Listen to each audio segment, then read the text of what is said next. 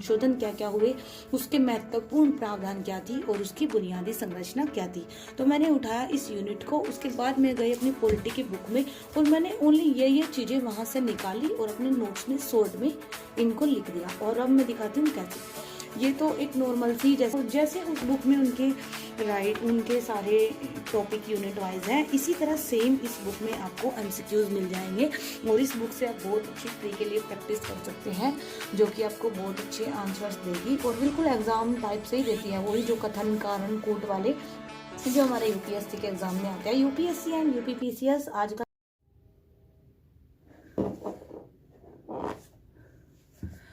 Hello everyone, welcome back to my channel. और आज मैं आप लोगों को बताने वाली हूँ हमारे GS2 के टॉपिक कि GS2 में कौन कौन से टॉपिक होते हैं और GS2 में मेरी बुक लिस्ट क्या है और कैसे मैंने अपने शॉर्ट नोट्स बनाए हैं प्री एम लक्ष्मीकांत से, और कॉन्स्टिट्यूशंस के लिए आपको कौन सी बुक पढ़नी है और गवर्नेंस के लिए कौन सी बुक पढ़नी है एंड इंडियन सोसाइटी हम लोग कहाँ से कवर करेंगे। तो चलिए शुरू करते हैं।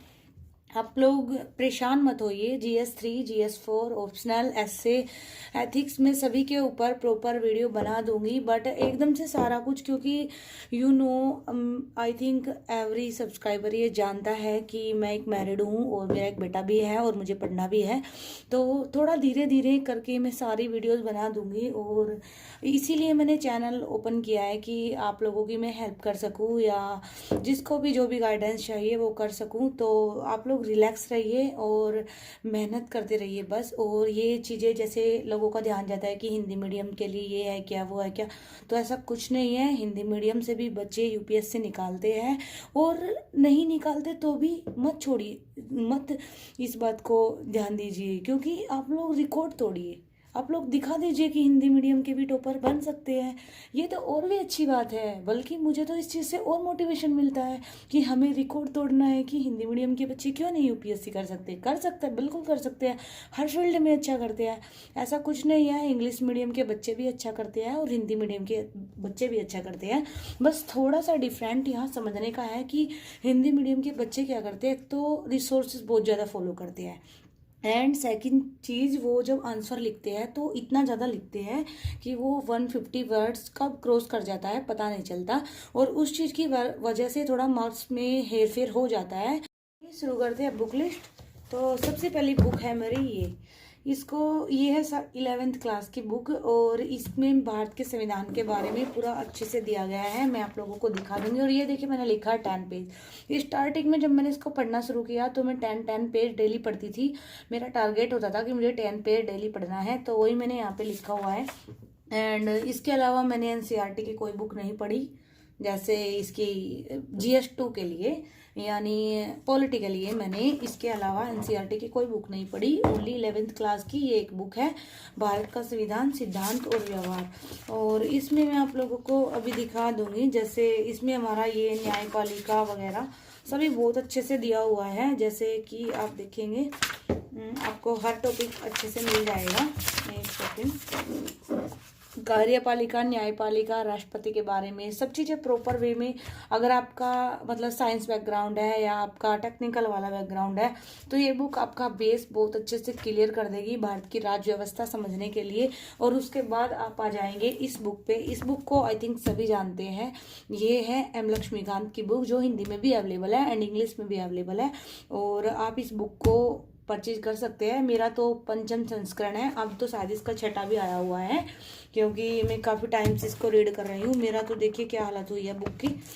और आप लोग इसको लीजिए और उसके बाद मैं बताती हूँ, इस बुक को आप ओनली रीड कीजिए और मल्टीपल रिवीजन कीजिए। इस बुक को मेरे हिसाब से मैं 13-14 बार रीड कर चुकी हूँ और उसके बाद ही मैंने नोट्स बनाए हैं, इसीलिए मेरे नोट्स बन पाए। अभी मैं आप लोगों को अपने नोट्स भी दिखा दूंगी। और कुछ लोगों की डिमांड है कि नोट्स को शेयर कर दीजिए, तो मैं आप लोगों को बता दूँ, अभी मैं इंस्टाग्राम टेलीग्राम वगैरह इतना खास यूज़ नहीं करती हूँ जैसे कि सोशल मीडिया, वरना मैं आप लोगों के साथ अपने नोट्स भी शेयर कर देती। बट मैं ऐसे आप लोगों को यूनिट वाइज नोट्स दिखा दूंगी, मतलब बीच बीच में दिखाती रहूंगी। और मैं आपको नोट्स कैसे बनाते हैं प्रॉपर वे में ये भी बता दूंगी, आप लोग निश्चिंत रहिए।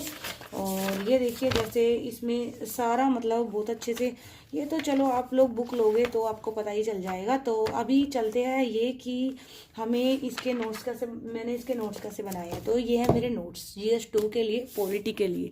और ये देखिए मेरे बेटे ने क्या किया है। सब बोलते हैं ना कि बेटा कौन रखता है, बेटे को हम ही रखते हैं। देखिए क्या बेटा क्या हालत करके रखता है, लेकिन उसके पास ही पढ़ना पड़ता है, क्या करे कहाँ जाए। और अब देखिए मैं आप लोगों को बता दूं, ये तो है बुक, ये आपको ओनली रीड करनी है, मल्टीपल टाइम रिवीजन करना है, क्योंकि ये बुक आपके एक माइंड को थॉट देता है। और सबसे बड़ी एक चीज़ बताऊं आपको, आप लर्न कुछ भी करें, यूपीएससी में जब आप मेंस में बैठेंगे तो आपको आंसर्स वहाँ पे खुद से ही लिखने पड़ते हैं। कुछ भी रटा रटाया कि आप इस बुक को रट के जाएंगे, नहीं लिख पाएंगे वहाँ पे। मतलब माइंड यूपीएससी की प्रिपरेशन करते करते आपका इतना डेवलप होना चाहिए कि कोई भी क्वेश्चन जिसका आप आंसर नहीं जानते उसको भी आप लिख पाए। यूपीएससी ओनली माइंड का गेम है, क्योंकि यूपीएससी में आपको ऐसे क्वेश्चन मिलते हैं जिनका आंसर बुक में कहीं होता ही नहीं है। केवल आर्टिकल वगैरह आप लोग बुक से उठाते हैं और उसमें उनको डालते हैं और अपने क्वेश्चन की इनरिचमेंट बढ़ा देते हैं। उससे ज़्यादा कुछ नहीं होता है, आपको खुद से ही आंसर लिखना होता है। और बुक्स को आप जितनी बार पढ़ेंगे उतनी बार नए थॉट आपके माइंड में आएंगे और आप उनको स्टिकी नोट्स पे लिखते जाएंगे, जिससे कि क्या होगा कि आपके एक ब्रेन में एक चीज़ डेवलप हो जाएगी कि आपको हर टॉपिक के बारे में एक अच्छी नॉलेज होगी। किसी भी टॉपिक पे आप एक अच्छा कंटेंट दे पाओगे। लेकिन ये जो मेरे नोट्स है ये मैंने बनाए हैं जो हमारे सिलेबस की जो यूनिट है। आप लोग गूगल पे जाके सिलेबस सर्च कर सकते हैं, या फिर आप लोगों के पास अगर कॉपी हो तो आप लोग देख सकते हैं। हमारे सिलेबस की जो फर्स्ट यूनिट है भारतीय संविधान, ऐतिहासिक आधार, विकास। तो इसमें जैसे कि मैंने नोट्स कैसे बनाया है मैं आप लोगों को बताती हूँ। मैंने ली है यूनिट 1, और यूनिट 1 में जैसे कि भारतीय संविधान हुआ, उसका ऐतिहासिक आधार क्या था, उसका विकास कैसे हुआ, उसकी विशेषताएं क्या है, उसमें संशोधन क्या क्या हुए, उसके महत्वपूर्ण प्रावधान क्या थी और उसकी बुनियादी संरचना क्या थी। तो मैंने उठाया इस यूनिट को। उसके बाद मैं गई अपनी पॉलिटी की बुक में और मैंने ओनली ये चीजें वहां से निकाली और अपने नोट्स में शॉर्ट में इनको लिख दिया। और अब मैं दिखाती हूँ कैसे। ये तो एक नॉर्मल सी जैसे कि हमारे अंदर थिंकिंग डेवलप हो जाती है, इसलिए मैंने लिखा कि एकाएक ही नहीं हुआ, बहुत दिनों से। क्योंकि जब 1835 में जो मिनी कॉन्स्टिट्यूशन इसमें बनाया गया था अंग्रेजों ने, उसी से सारी चीजें ली गई थी। ऐतिहासिक आधार में, यहाँ पे ऐतिहासिक आधार है तो ऐतिहासिक आधार में क्या क्या शामिल है, रेगुलेटिंग एक्ट, जितने भी हमारे चार्टर एक्ट है। और इसमें भी आप लोगों को वो वाले चार्टर एक्ट और रेगुलेटिंग एक्ट करने हैं जिनका कुछ ना कुछ रिलेशन हमारे संविधान से अभी है।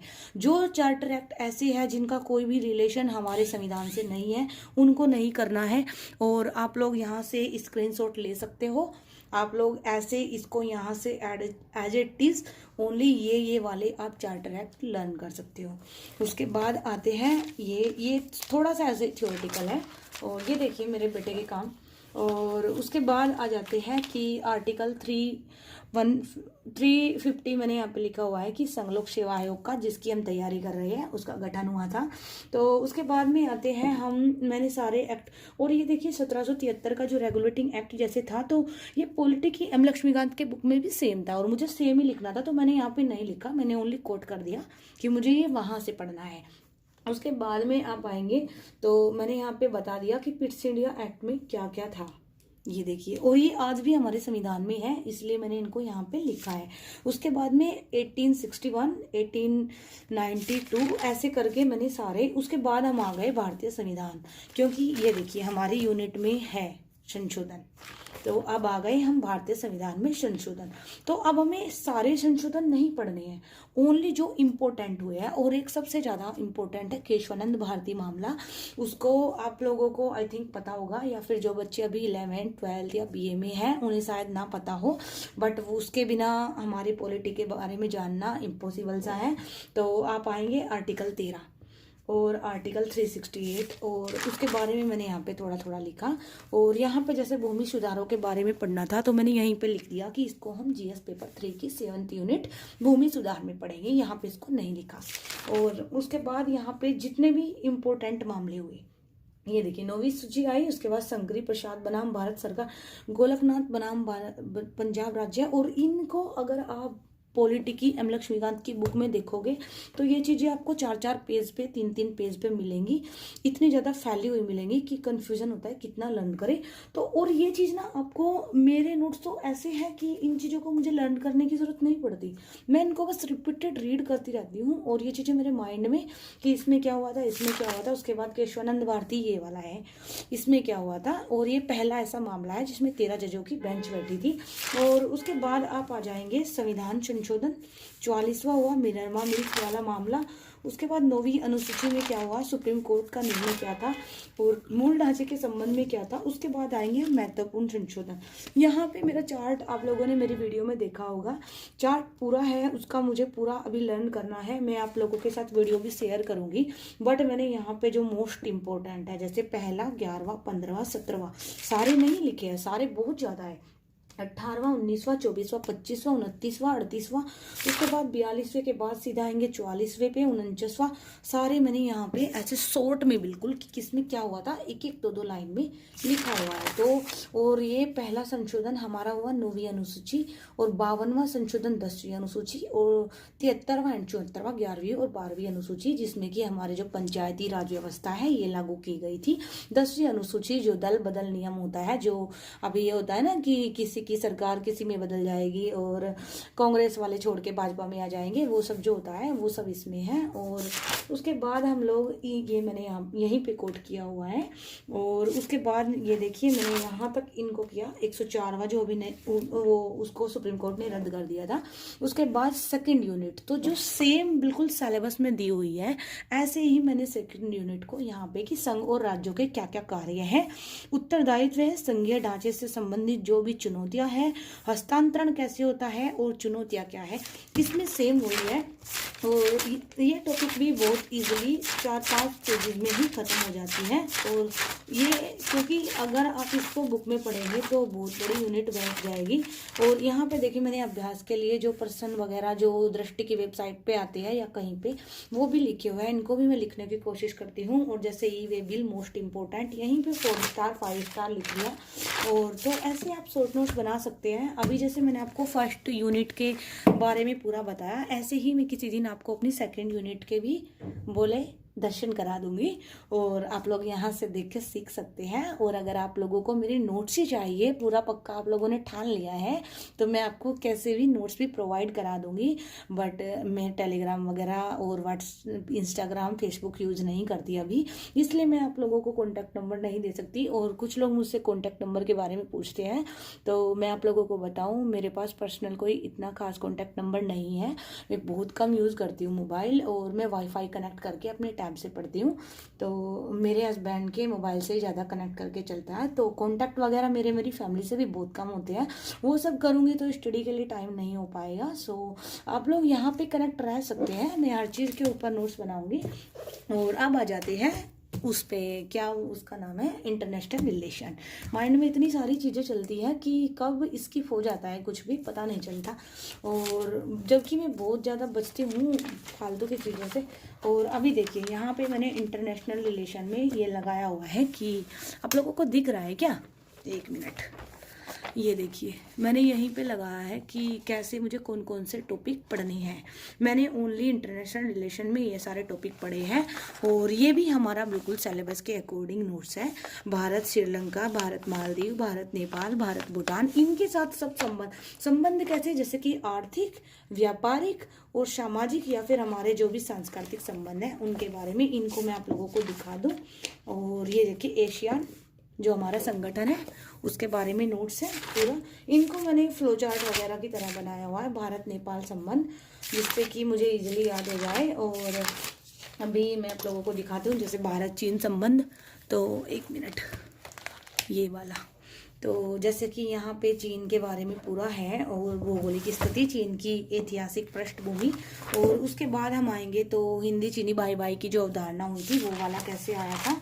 और उसके बाद यहाँ पे जो अभी सिल्क रूट वाला जो इंडो चाइना स्पेसिफिक नीति है वो है। और उसके बाद हमारे यहाँ पे चीन के जो कदम हैं, और उसके बाद MSR जो मैरीटाइम सिल्क रूट है वो वाला।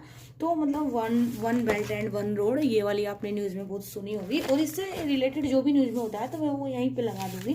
कौन कौन से कदम भारत ने उठाए, ये है मेरे इंटरनेशनल रिलेशन के नोट्स। इनको भी मैं आप लोगों के साथ अच्छे से आप लोगों को दिखाती रहूँगी। आप लोग निश्चिंत रहिए, कोई बात नहीं है, हम सब एक जैसे हैं। मैं भी हिंदी मीडियम से हूँ और मेरा भी बैकग्राउंड कोई इतना ज़्यादा हाई फाई नहीं है कि मैं आप लोगों को के सामने घमंड दिखाऊं या ये दिखाऊं कि मुझे शेयर नहीं कर रहे हैं। अब आएंगे हम गवर्नेंस पे, और गवर्नेंस के लिए ये है नीति आयोग की सेकंड ARC की रिपोर्ट।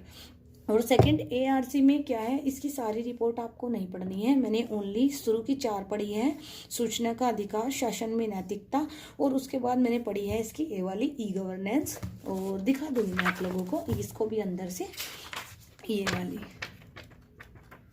बीच बीच में से पढ़ी है, इसकी भी आपको सारी की सारी नहीं पढ़नी है। तो एक बुक ये गवर्नेंस की मेरे पास है, और ये बुक है दृष्टि की। मैं दृष्टि की बुकें मैंने बहुत फॉलो की है, क्योंकि दृष्टि क्या है, एक स्पेसिफिक IAS के लिए ही कोचिंग सेंटर है, तो मैंने दृष्टि की ली है। और जो भी मतलब ऐसे बुक्स हैं ज़्यादा हाई फाई वाली, क्योंकि मैं हर टॉपिक के लिए मेरा एक ही रिसोर्स है। और उसके बाद मैं आप लोगों को बता दूँ, उसके बाद आप लोग ये बुक, इस बुक के बारे में शायद बहुत कम लोग जानते हैं, क्योंकि मैंने किसी भी टॉपर के मुंह से भी इस बुक के बारे में इतना खास नहीं सुना। लेकिन ये बुक है M लक्ष्मीकांत की, मैं आपको बता दूं। और ये बुक M लक्ष्मीकांत की प्री के लिए है, मतलब वो बुक जो है वो वाली, वो प्री एंड मीन्स दोनों के लिए। ये मत समझना कि वो मीन्स के लिए, वो प्री एंड मीन्स दोनों के लिए, बट ये स्पेसिफिक प्री के लिए है। और इसमें उन्होंने दिए है ऑब्जेक्टिव टाइप क्वेश्चन, और जैसे उस बुक में उनके सारे टॉपिक यूनिट वाइज है, इसी तरह सेम इस बुक में आपको MCQs मिल जाएंगे। और इस बुक से आप बहुत अच्छी प्री के लिए प्रैक्टिस कर सकते हैं, जो कि आपको बहुत अच्छे आंसर्स देगी, और बिल्कुल एग्जाम टाइप से ही देती है, वही जो कथन कारण कूट वाले जो हमारे UPSC के एग्जाम में आते हैं। UPSC एंड UP PCS आजकल सेम सा होने लगा है। हरियाणा PCS थोड़ा अभी हल्का है, उसमें 4 वाले विकल्प ही आ जाते हैं, बट UP PCS भी अभी ऐसे ही देने लगे हैं कि पहले 4 विकल्प देंगे, उसके बाद कूट देंगे। एंड कुछ लोगों की क्वेरीज है हरियाणा PCS के लिए एंड BPSC के लिए, तो मैं उस पर भी वीडियो बना दूंगी। मैं हरियाणा PCS की भी साथ में तैयारी कर रही हूँ, और मई में जो एग्जाम होगा उसको मैं दूंगी। तो अभी एक बुक है लास्ट ये, एंड इसके बाद मेरा कुछ नहीं है, तो GS2 के लिए। और अभी आप लोग सोचेंगे कि भारतीय समाज कहाँ है, तो आप लोगों को पता है मेरा ऑप्शनल सोशियोलॉजी है।